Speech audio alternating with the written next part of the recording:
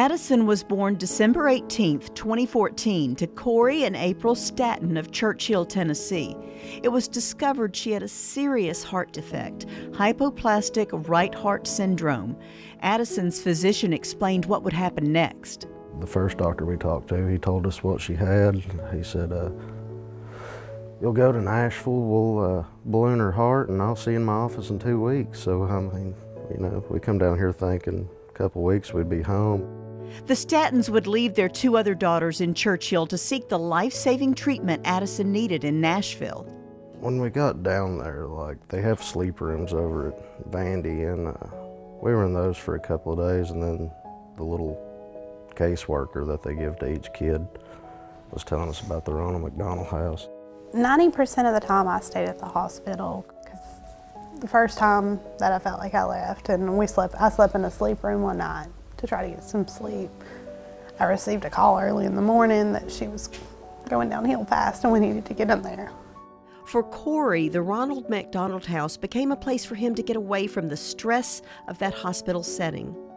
You know, I'd be over at the hospital with Addie for 16, 17 hours, and you can come over here and take a shower, watch TV for a minute, catch a little nap, and then go back, and you're good for a few more hours. While the family struggled to adjust to the new routines of their life, Addison, only a week old, took a turn for the worse. Christmas Eve is the day everything went downhill. Her blood pressure started dropping, and they had to resuscitate her with fluids, and her lungs were still in all her blood, so they had to go in and put bands on her pulmonary arteries to restrict some blood flow.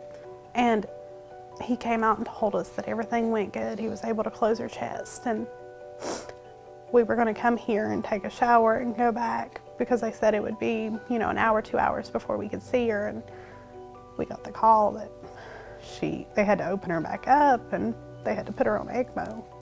That's the same day they told us that there was no option but transplant, and we started the process talking with the transplant team.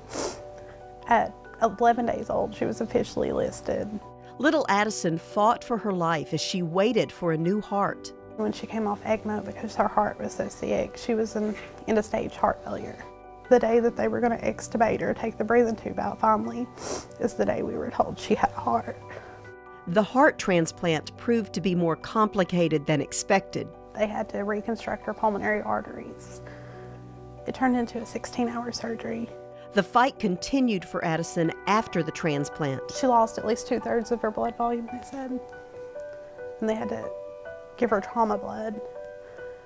And a few days later, she went to septic shock. And she had MSSA in her bloodstream. We almost lost her then, and she finally pulled through and started doing better. And about 2 months later, we got to come here with her. Now the Statons were together under one roof, staying in one of the suites at the Ronald McDonald house with their other 2 daughters as well. April and Corey wanted to share with others how the house has helped their family and how you can help. If they were to step inside and see just a glimpse of it, serve a meal, donate money, anything to help, they would see a little glimpse of what families go through. We never thought in a million years. I mean, we're both young. I'm only 24 and my husband's 25, and we didn't think anything would happen to someone like us at our age. The Ronald McDonald House provides sections dedicated to transplant patients. Due to her suppressed immune system, Addison had limited access to anything and anyone beyond the doors of their personal room. The transplant suites are a little bit bigger, more homier, but with little kids, they don't do well with confined spaces, so they would go in there and they would just run and play. The family appreciated the way the staff and volunteers helped them through this difficult time. Calling Ronald McDonald House home, the Statons experienced firsthand the outpouring of support. It's a place that helps you just make the best out of a horrible situation. You come in a complete stranger, but you leave with another family.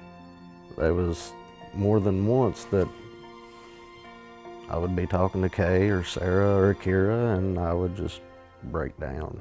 And it was just kind of like having your mama there, which is always nice. At 5 months old, Addison was strong enough to travel. The entire family could now return to Churchill, to their own home. It was amazing to finally have her home, and she got a lot of people she never got to meet. While at home, Addison began to come into her own personality. She started laughing. The last appointment, June 1st, the day before, she had laughed for the first time. And she laughed all the time after that, too. Started mimicking noises. Clicking her tongue. Although outward appearances seemed normal, inside, Addison's body struggled. She was happy that night.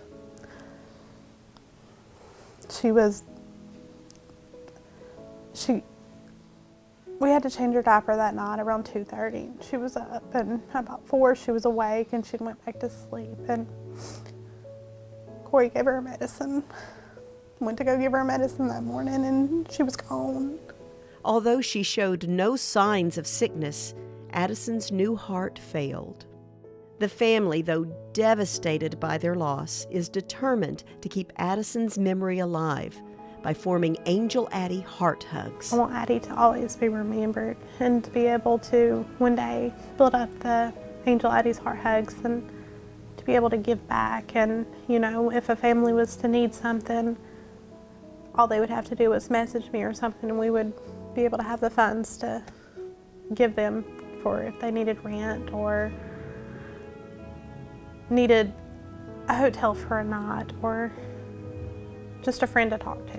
Just want her to be seen as the perfect little angel she was.